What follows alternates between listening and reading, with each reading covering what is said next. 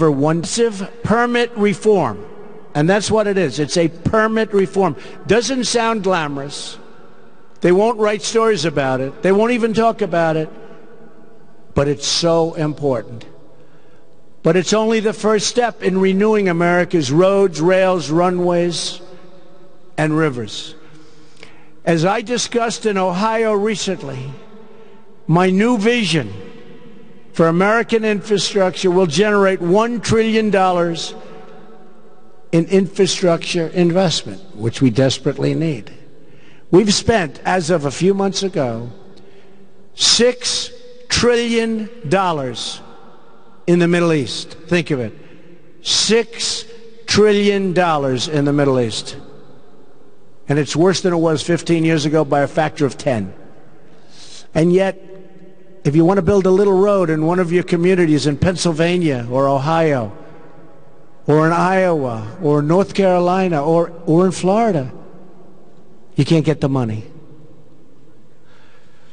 State and local leaders will have more power to decide which projects get built, when they start, and how they are funded. And investors will have a much more predictable environment that encourages them to invest billions of dollars in capital that is currently stuck on the sidelines. Together, we will build projects to inspire our youth, employ our workers, and create true prosperity for our people. We will pour new concrete, lay new brick, and watch new sparks light our factories as we forge metal from the furnaces of our Rust Belt and our beloved heartland, which has been forgotten, but it's not forgotten anymore. We will put new American steel into the spine of our country. American workers will construct gleaming new lanes of commerce across our landscape. They will build these monuments from coast to coast and from city to city. And with these new roads, bridges, airports, and seaports, we will embark on a wonderful new journey into a bright and glorious future. We will build again. We will grow again. We will thrive again. And we will make America great again. Thank you. God bless you. I appreciate it. Thank you very much. Thank you. President Trump touting his on the $1 trillion infrastructure plan that he wants to put into place. That was the Roads, Rails, and Regulatory Relief Roundtable that he was attending there. And, of course, he was standing in front of the backdrop of the Department of Transportation. It's interesting timing now because it comes on the heels of the president going on the offense, on the record, firing back after James Comey's explosive testimony. The president says he feels total vindication as he blasts the former FBI director for being a leaker. And we expect more heat from the president when he holds a joint news conference at the White House later this afternoon. This is Outnumbered. I'm Harris Faulkner. Here today, Meghan McCain. Host of Kennedy on Fox Business, Kennedy herself. Anchor of the Intelligence Report, bringing us intelligence, Trish Regan. That never gets old. Today's hashtag One Lucky Guy, veteran reporter and correspondent at large. Fox News, Geraldo Rivera is outnumbered. Thank you, thank you. Nice to see you. Delighted to be here. Yeah, so the president kind of driving home his narrative. We're going to talk about it. I wish he had started with infrastructure instead of the kamikaze mission known as healthcare. He would have gotten bipartisan support. He is a great builder, a legendary builder. That's when I met him. He was just taking over the Commodore Hotel. It was filled with junkies and prostitutes. He made it the Grand Hyatt, remade 42nd Street. Eric and I lived in his Well, my mom says it's never too late for success. It's never too late. Let's get to the news. He's a builder. The president is not holding back, and perhaps a preview of what we can expect when he holds that joint news conference later today. President Trump took James Comey to task in his first response to yesterday's hearing. He tweeted early this morning, quote, "Despite so many false statements and lies, total and complete vindication. And wow, Comey is a leaker." The president referred to Comey's stunning revelation that he orchestrated a leak to a reporter of a memo he wrote regarding detailed conversations he had had with the president. According to Fox News sources, the president's personal attorney, Mark Kasowitz, plans to file a complaint with the Justice Department's Inspector Live. Boy, this story just gets more and more interesting hour by hour. No doubt. Curiouser and curiouser, as it has been said before. Listen, the White House, Harris, is expressing, frankly, righteous indignation after it turned out, as we all learned at the very same time, that the former FBI director is, in fact, a leaker to the press. That admission, obviously, in that 2-hour and 40-minute hearing on Capitol Hill yesterday, riveting stuff. Comey admitting that he shared memos with a Columbia University professor with the express intent of having them leaked to the press in order to spur the creation of a special counsel. And that has the White House up in arms, as you can well imagine. And I should also point out, a few lawmakers are now questioning Comey's judgment. He could have come before us or Judiciary Committee and disclosed their existence and turned them over, but he chose instead a surprising route for someone who understandably has railed against others who have disclosed government documents. I think the director should have come to the public directly himself or come to Congress and made those statements and clarified the record and not gone through a third party. Bipartisan ridicule of the former director's decision. Meanwhile, the president's private attorney, as you pointed out, Mark Katzowitz, laid out a pretty forceful and some would say a compelling case yesterday that, if anything, Comey's hearing proved what they've been saying all along. The president's not a subject of the Russia investigation, never asked Comey to stop that investigation, and never demanded his loyalty to him. Now, I think it's also important to point out that the formal complaint that Katzowitz's team is expected to file to the DOJ's IG, that's the Department of Justice Inspector General, could come as early as next week, and that's our expectation here, again, based on what sources are telling Fox News. And don't forget, we're going to hear from the president himself. First, on-camera comments since the explosive hearing yesterday. That's coming your way today at 2:45 here in the Rose Garden. I can't wait. We'll have live coverage for you right here on Fox News. But for now, back to you. We would never forget that we're going to see that. And you again, Kevin Corke. Thank you. You bet. All right. So a few hours ago, when you and I last saw each other on Fox and Friends, we didn't know what the options might look like that they would maybe go for Katzowitz, the president's attorney. Now we do. A formal complaint. Formal complaint to the Department of Justice, as there should be. I mean, my goodness, here we are. We're prosecuting this, what's her name, Reality Winner, the 25-year-old, for leaking an NSA document. At the same time, the former director of the FBI admits that he was a leaker, and believe me, if he leaked this one big bombshell, this is not the first time. He's not a novice at this, and you wonder really about, the integrity. Is he just another player? This great shrinking dork? He's just another Washington player, another guy in the swamp. A 6'7", what did you call him? Shrinking dork. Kennedy, part of the criticism today is coming because Comey didn't just give this to a friend. He gave it to a friend who's a professional communicator in this regard. I mean, he was a consultant to the DOJ. This was not just a buddy that he met at the University of Columbia. And then he went on ahead and told the media. Oh, Lordy, I hope he told the media. Lordy, Jim, what a sanctimonious fool. I mean, he really undermined his entire story, his entire narrative with that one admission yesterday, and it didn't take a lot to get that out of him. But the most curious thing for me was that he felt obligated to spur this special counsel. He thought that it was incumbent upon him to use, this surreptitious method, which he had soundly criticized in front of Congress in the past, and he is the one who had condemned leakers in every arena, and he himself had no problem laying out exactly how he did it. He didn't see anything wrong with it, yet he continues to take the moral high road in every other aspect, including essentially calling the president a liar. Wow, I'm writing down these names. Sanctimonious fool was one that you just used. Remember, not too long ago, the Democrats had their own names for him because they wanted him out. And now this has turned into such a political dance as they say, oh, no, it's so untoward for you to want to push him out. Megan? Well, I still don't understand, and it hasn't been clear to me why Comey didn't go to his superiors when he thought President Trump's behavior and comments were inappropriate. If you work at McDonald's and somebody says something inappropriate to you, you're talking to your supervisor advisor about it. This is not a hard thing to jump to. He's the head of the FBI. In regards to him leaking his own personal information through this weird channel, his friend that works at Columbia University, I think it's not only bizarre, but I think it raises a lot of red flags. Like you said, Geraldo, come on, this is not his first rodeo. This can't be the first time it's been leaked. And again, I've been very skeptical about this entire thing, but one thing we do know is President Trump wasn't under investigation by the FBI for colluding with Russia. That, by the way, should be the big PowerPoint on this. I was just going to say, which we was need the to main shout that question. out. 100%.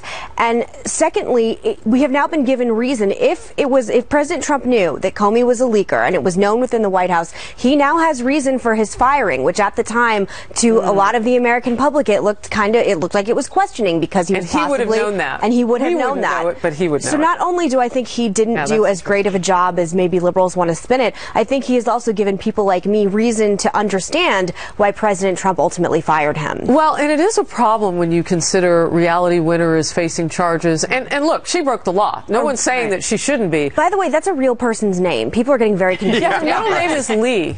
L-E-I-G-H, I think that is her name. Trish? Well, look, I think that basically this gives average Americans some real insight into how the swamp works. I mean, the idea that the guy who's head of the FBI wakes up in the middle of the night, thinks he needs to call his buddy at Columbia, who can then leak all this information to the press. I think that is very disturbing, and it shows you really what our president right now is up against. The other big thing that I find interesting in all this is, yes, all this information got leaked, but you know what didn't get leaked? The fact that the president wasn't under investigation. So I think it's very telling that all the other sides of the story, the James Comey side of the story, comes out. I do think he's in for more trouble, though, the president is, because you have so many holdovers there in the FBI, people that liked James Comey a lot, people in the intelligence community that are not on this president's side, and there could be a whole lot more where this came from. And what else did James Comey leak to his other friends? That's what else he didn't call at 3 a.m. What else is out there? You know, if he had no problem giving this to his The only thing that matters is what Robert Mueller finds, and whether or not they're going to be criminal, or if he shields something criminal Comey. happens. That's all that matters. All right. So we could expect the president to have more to say, right? He might. At a joint news conference later today, where he could give his first in-person reaction to Comey's testimony. I would imagine reporters are going to ask about it. This follows a lengthy break from Twitter, although he tweeted a couple times today. Going nearly 48 hours with the tweet, though, there was a gap. We'll talk about the strategy. And despite all the... This is a Fox News alert. We are awaiting more reaction from President Trump to former FBI Director James Comey's testimony. That will likely happen at a joint news conference this afternoon. The Vice President broke his silence this morning on Twitter, but he stayed silent the entire day yesterday, instead leaving all the counterpunching to his surrogates. The official response came courtesy of President Trump's private attorney, Mark Kasowitz, and the tweet storm came in real time from President Trump's son, Donald Jr., including these. Did I miss something, or did Comey just say he asked a friend to leak information to the press? Is this a joke? And I'm pretty sure that Comey's testimony put his own, quote, character on trial. Leaks, admitted weakness, Lynch double standard. Come on now. You know, I want to start with you, Geraldo. I actually loved this tweet from Donald Jr. He said, knowing my father for 39 years, when he orders or tells you to do something, there is no ambiguity. You will know exactly what he means. I think the American public at large knows that President Trump doesn't mince words. He's not a hard man to read. I actually think that's one of the best arguments against Comey so far. I absolutely agree, and I think that in the big scandal over the leak, we're overlooking the lead. What is the lead? The lead is, and as an attorney, I can tell you, there is no way, shape, or form that President Trump obstructed justice as that is defined in the federal statute. He had no guilty intent. He was trying to get Comey to go easy on Mike Flynn, a war hero who lost his living, who really got savaged in this whole deal. He was being compassionate. He did not ask Comey to dump the Russiagate investigation, so-called. This is not obstruction. Any pundit from this moment on who utters the word impeachment is recklessly irresponsible. There is no way that this is a high crime or misdemeanor as defined by James Comey, a hostile witness. In the worst possible context, Donald Trump is vindicated from the crime of obstruction. You know, Kennedy, I want to go to you. Mark Kasowitz yesterday, I actually didn't think it was a great idea to have him on air. I wasn't really following it. Most of the American public aren't lawyers. They don't follow all this legal analysis from it. What do you think he needs to do going forward to try and get his agenda back on track? I think he was actually really smart today to keep focusing on infrastructure. And, of course, there are Republicans and Democrats, as Geraldo pointed out at the top of the show, who are really eager to get infrastructure spending and get a bill passed and get people to work on some of these big projects. As a libertarian, I've got issues with it, but that's not the important thing. What I do think the president did, which was very smart, is that 48-hour hold he had on Twitter. I don't know whose idea that was, but I actually thought it was very smart because it allowed Comey to stay on the front burner. There was nothing that the president himself did yesterday, and his lawyer isn't going to make as much news despite the bluster. Excellent point. Yeah, so the Comey story, that's what people were talking about. Yeah. That's what the White House needed from this Senate committee hearing. And, also, the president was able to release a tweet this morning that was somewhat incendiary, and people were waiting for that, but it still allowed the story to develop as it should, and it shows that this White House and the communications team, they are learning. Well, and it was on point with a singular message now that's coming out of the White House. And while it wasn't a riveting, perhaps, delivery by his attorney yesterday, it got the bones and the meat out there, and so we got to hear it. But it didn't step on the message of what was going on, which is such a great point that you're making, because the president has made that mistake in the past, where something is cooking and then he throws water on it with what he's saying, and people kind of move on in a different direction. The advantage he has now is that there's a little empathy out there for him, because anybody looking at this is saying, gosh, this guy really is up against it. And granted, he's not perfect, but you can see just exactly how the system works. You can see that the director of the FBI can call up his buddy and feed a story to the media, and it's going to be completely one-sided.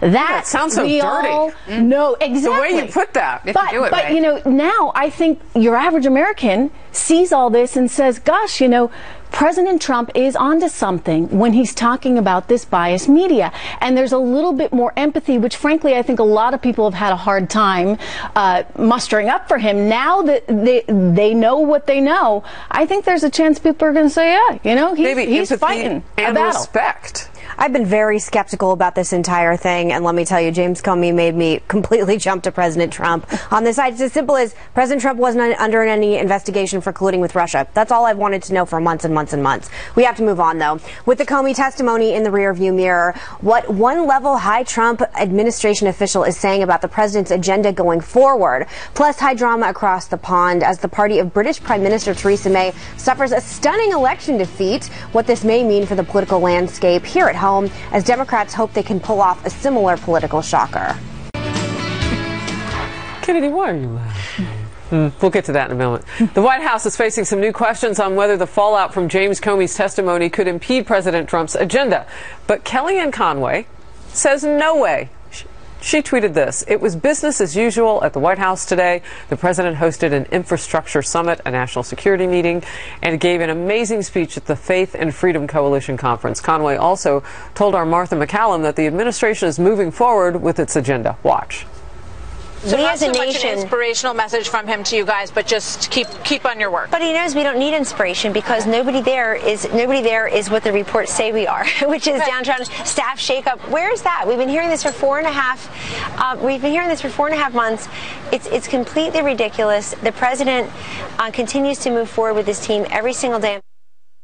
All of this as the Senate is now considering the House bill to replace Obamacare, and the House just yesterday passed a bill rolling back parts of the Dodd-Frank banking law called the Choice Act. And the markets are appearing to shrug off yesterday's Senate spectacle, with the Dow Jones ending the day mostly higher after hitting a new intraday record. So a lot to talk about with this administration, Megan. That's what you've wanted them to be able to do all along. Not just the president, but Republicans too. Yes, and yesterday we were talking about some of the response. Sarah Huckabee saying our president isn't a liar. Frank Luntz, the brilliant, messaging person who, I certainly trust his judgment, said it was akin to Richard Nixon saying I'm not a crook. I have thought for a long time they need to get some better communications experts and teams in the White House. I think now is a better time than ever. I do think President Trump was helped with James Comey's testimony yesterday, and now you should take that momentum really going forward and get some new people polling place. All right, so Geraldo, I've heard you time and time again refer to the president as your friend, and as a friend, love the guy. Have you talked with him about communications? And I know he's just gotten rid of some people. He's making only some shifts. indirectly, and I think that one of the reasons the president follows me, and I'm very honored that he does, is that I try to give honest advice on the whole Twitter thing. I think a couple of things. Even though he is absolutely exonerated on the obstruction of justice, there is no doubt, but that was clumsy of him to meet with James Comey one-on-one. It was sloppy. It was unprofessional. He put himself in peril. It never should have happened, and I blame his staff. I think if he had someone like Corey Lewandowski, the guy who ran the campaign initially, if he had someone like that around, he'd say, boss, you can't meet with the FBI director during you're going to look like Loretta Lynch and Bill Clinton on that damn tarmac. What are you doing here? And some of these tweets also, he needs a Twitter editor-in-chief. He needs someone to say, boss, you don't tweet out about your wires being tapped in Trump Tower unless you got it cold proof of it. Right. You don't, he creates so many of his own problems. He needs, Megan is saying that this is the time to shake it up. I so agree with that. Now is the time where you got to go to Wimpy Rince Priebus and the other guys that are around him. I mean, he shouldn't have to go to Steve Bannon and all that drama. He should have like a professional, just regular person around to say, you really want to say, like my wife says, or like my brother Craig says, before I tweet out something, if I'm going to cost me my job. Yeah, you've had some I think you've I won't even go there. I was underdressed. One of the challenges for him, and we see this in business all the time, right? Entrepreneurs, they're gifted in many, many ways, and they generally have very big personalities and very defined ideas on things. But there's a difference between being the entrepreneur and then being the CEO, right? Because as CEO of a publicly held company, you answer to shareholders. You answer to your board. You got to get the London office to get along with the Paris office, which has got to get along with the Dallas office. And so you build consensus. The difference in what he has done, and he has done it amazingly well, he's been the guy in charge the entire time. And so I think this is a shift, and there's a learning curve. And you are absolutely right, Geraldo. He needs a team around him. He needs a management team that can put all his ideas into place and get it done. I have a Twitter editor-in-chief. It's Kennedy. Harris, delete. Middle of the night, 6 in the morning, she sends me stuff. We go through it. We whiteboard, we spitball, we red pencil, and then the brilliance emerges. From you. But you know what? We're going to talk about this a little bit later. Tweeting, though. It's not, but he's also got Melania coming in, and we're going to talk about that a little later in the show. It's it's interesting because as Kellyanne Conway is pointing out the day that he had yesterday, the White House has been through so much, and in a short amount of time, they're more battle-hardened than any new administration. And because of that, it allows you to develop some new, stronger muscles. Brilliant communications experts are just that. They're brilliant. I've been around not many, because there aren't many, but they do exist, and I've said from day one I can send over some great names. A brilliant communications expert. Did you really offer? I 100% will offer. You're a giver. But a beautiful communications expert, brilliant, excuse me, can, and when you are in the line of fire, when you're under the heat in a time like that, not have your talking point be, he's not a liar. If anyone knows brilliant and beautiful Meghan McCain, it is you. And I think that they would be wise to open those emails from you, and we've got an election shocker across the pond. Listen to this. Let's switch gears and dive into crumpets. British Prime Minister Theresa May announcing plans to keep her job and cobble together a new coalition government after a brief meeting with the Queen this morning. This after May's high-stakes gamble calling for a snap election that backfired bigly, causing her Conservative Party to lose its majority in Parliament. All this ahead of critical Brexit talks with the European Union. That's happening in just 10 days. Democrats pouncing on the blow to Theresa May. A FoxNews.com headline reading, quote, UK election has Democrats hoping they can send Trump a strong message. The piece goes on to say the left would like to see what happened in Great Britain happen here at home.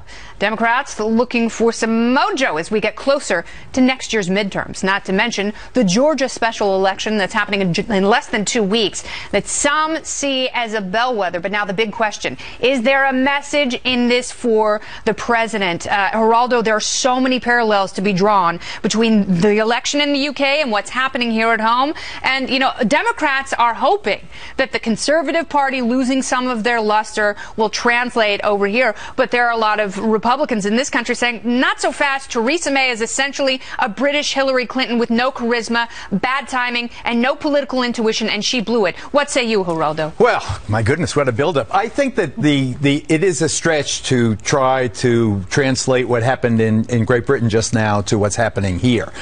When I was there, filming Sharknado, of all things, and very close to London Bridge and where that awful incident You said happened. that out loud. It's true. That's what I was doing there. But my hotel, right there, right by the big wheel, whatever, the London wheel, whatever, where I forget they call it. It was staffed almost entirely by people from Eastern Europe, members of the EU nations. They were Romanians there, Bulgarians there, Poles there. The whole staff, all of those people will be barred under Brexit. They will no longer have that kind of fluidity to come back and forth. I think that what this reflects is buyer's remorse over Brexit. Yeah. I think that if you were going to give those, I think that this was as close to a re-referendum on Brexit as you're going to get. And Theresa May, she's not very charismatic. Yeah, I mean, all due respect, she makes the Queen look like a swinger. I mean, she's so kind of dull. But I mean, no disrespect. Well, she's no Nigel Farage either. Think about how Nigel led that movement. But there is no more of those guys. Where are those fiery, let's get out of Boris Johnson, so that's what we have to ask ourselves. Who is the next prime minister going to be? Because it seems as though Theresa May is so politically damaged. And will that person work with President Trump to make the most out of Brexit? We should also explain that Corbyn, who's up against her, is akin to Bernie Sanders. He is. He's very winning and getting He's left of Bernie Sanders. Just for people who maybe aren't following this as closely, paying more attention to American politics, it would be as bizarre as if Bernie Sanders were elected president in this country. Yeah, I mean, you have Theresa May going to the Queen to try to help her galvanize her party. So that says a lot right there, too. I mean, the Queen obviously is not an elected official. But it is a monarchy. It is true. Our correspondent over there, Benjamin Hall, was reporting earlier today. I thought this was interesting. I asked him about, well, what does this mean for Brexit? And he said, well, it looks like now what we'll get is Brexit light. Which, what would that be? That's kind of like no Brexit, right? Because if you don't pull out of the EU, if there's certain things that you don't do, it's not a Brexit. It's a bring it? I don't know what you call it. Is it like Obamacare? I got to tell you, the European Union has been just a disaster. And I said this from day. I remember back when the whole currency shifted, right? You used to be able to go to Italy on vacation and you'd pay in liras and it wasn't so expensive. All of a sudden they went to the euro, it cost a lot more. I remember being over during the European debt crisis, talking to factory owners in Portugal who said to me, we can't compete anymore. We can't compete with Asia because this effectively has inflated the price of everything. This has not worked out well from an economic perspective and from a political perspective. You can't be the United States of Europe. You don't have enough commonality between all those different populations. They speak different languages. They have different cultures. They have different histories. And unless you decide to get an Alexander Hamilton in there that's going to say, okay, this is the way we're doing it, it's never going to work. Yes. Great. So the UK is, if I were them, I'd rip the Band-Aid off and get out of the thing and call it a day. Best explanation of it that I've heard. In New York, you can be a new man. That's from Hamilton. Oh, wow. All right. Moving along. It's such a New York Speaking thing of emotional federalism, reports say First Lady Melania Trump will be officially moving to the White House next week. And as the First Lady makes her new home in Washington, can she become the president's secret weapon as he pushes his agenda? We will discuss. We will debate. Coming up next.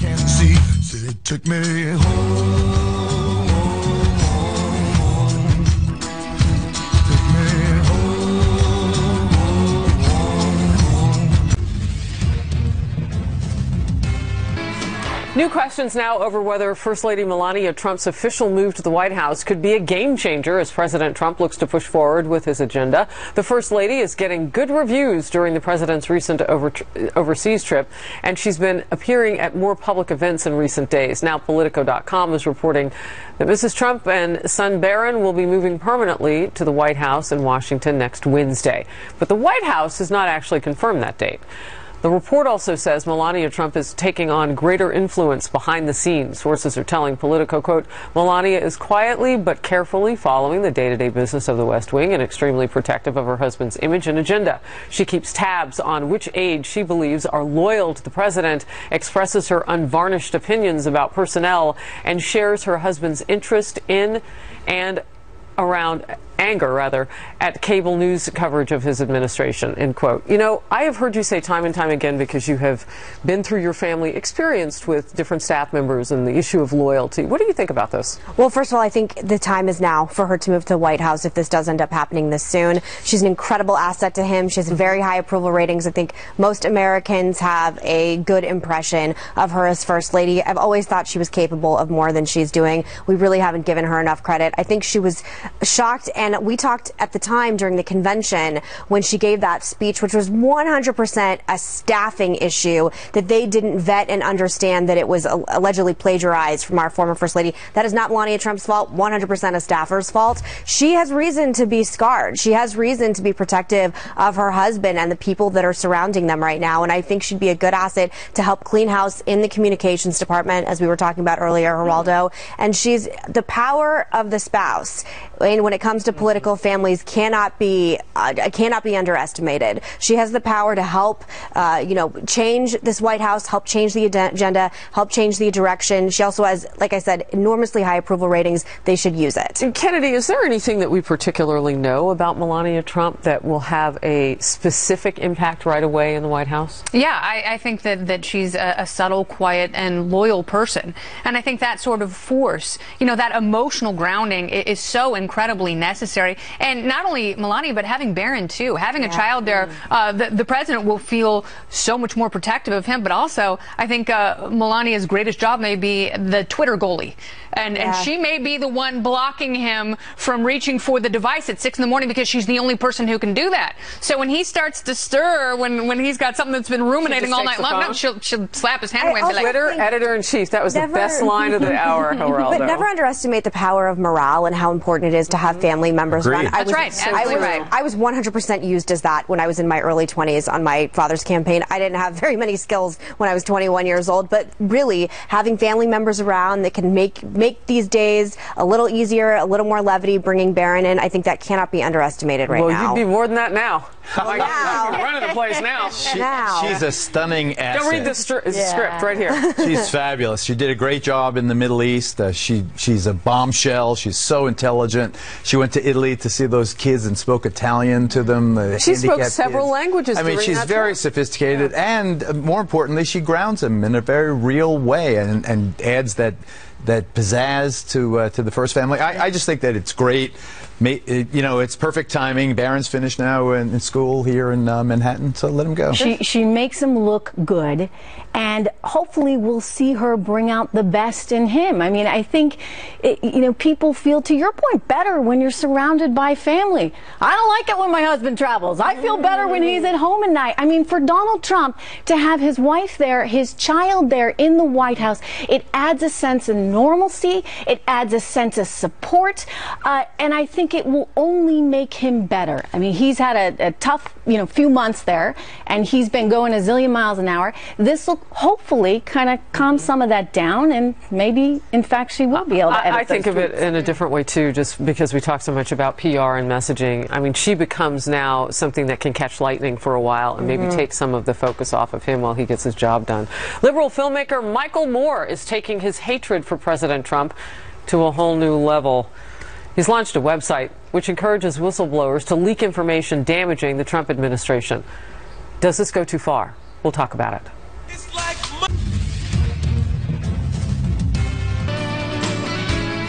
Controversial filmmaker Michael Moore ramping up resistance efforts against President Trump. The Hollywood liberal is launching his own version of WikiLeaks. The website, dubbed TrumpiLeaks, calls on whistleblowers to anonymously submit damaging information about the Trump administration. Part of the website reads, quote, patriotic Americans in government, law enforcement, or the private sector with knowledge of the crimes, lies, and general misconduct committed by Donald J. Trump and his associates are encouraged to blow the whistle in the name of protecting the United States of America America from tyranny. I'll start with you, Geraldo. You know, I am a person who's been very hard on WikiLeaks. Julian, as a general life, is in Spies, Julian, I think, is a vehemently anti-American. In terms of Trumpy leaks, it's kind of a gimmicky thing. There are plenty of places now where whistleblowers can go. James Comey found a professor at Columbia University with a contact at the New York Times. That's way too much of a labyrinth. You can just call a reporter and dump anything you want whenever you want. So I think that the thing about Michael Moore, however unusual he looks, he is one of the few people on the far left who really have, the kind of personality and effect where he can get things done, where he really is a fighter. He's not a wimp at all, despite his physical appearance. I admire him as much as I oppose or disagree. As much as I disagree with his positions, I think that he's feisty. He's direct. He's willing to be in a scrap. I think that, and he's also easily defeatable because no one's going to vote for him. But I think that he really is, in most regards, an admirable person, in my opinion. So my understanding, though, of a whistleblower, because I mean, you used James Comey in that context. I don't know if you meant to do that, but he wasn't blowing a whistle. He was leaking material, correct? I mean, this was something that was owned by the government. Not to take it down too far that rabbit hole, but the point that I wanted to make is that a whistleblower, in my understanding, is somebody who might even be endangered by what they're telling you. Either the position is in danger, their lives are in danger, something is jeopardized by coming forth, and so they need cover. I don't know that Trumpy Leaks actually offers the cover. Well, it doesn't, because look at Reality Winner. Here's a 25-year-old who was probably inspired by, the same passionate urge that Michael Moore is trying to stoke. And she could be the one person throughout this whole thing that actually spends time behind bars. So, she's in real trouble. Yeah, she is. And Michael Moore could be encouraging people to do the same thing. And they're going to find out. All that had to happen was The Intercept posted the document that she had given them. The NSA figured it out immediately because, they've been through everything with Edward Snowden. So he could be jeopardizing people. The one thing I don't like about this, and there are a couple, is that it is so incredibly politicized. It doesn't have anything to do with the political philosophy of constraining the power of government where it is too concentrated. It's really just about one party, because if someone did this to one of Michael Moore's associates or someone that he was politically aligned with, he would freak out. He would throw a tantrum. Well, and that's someone did do it to Hillary Clinton. I got news for you. Promising, it was done to Hillary. Trish, that they can give cover, but based on all of the examples that Kennedy just gave, I mean, how do Michael Moore wants you to think that, right? Because he wants to get the information. But basically, he wants you to break the law and submit classified information. If you're working in the government and don't like Donald Trump, you submit it to, his Trumpy leaks. Not a good idea. People should not do this. They should remember and respect the position that they have. And you can't be putting out classified information. Also, Michael Moore is a moron who hates freedom in America. Just to go off of what you're saying, Geraldo, I cannot leave this segment without putting it out there. I hate Michael Moore. He's a jerk. I would be a lot less uncensored if I could. We're Outnumbered in just a moment. Oh, that's what the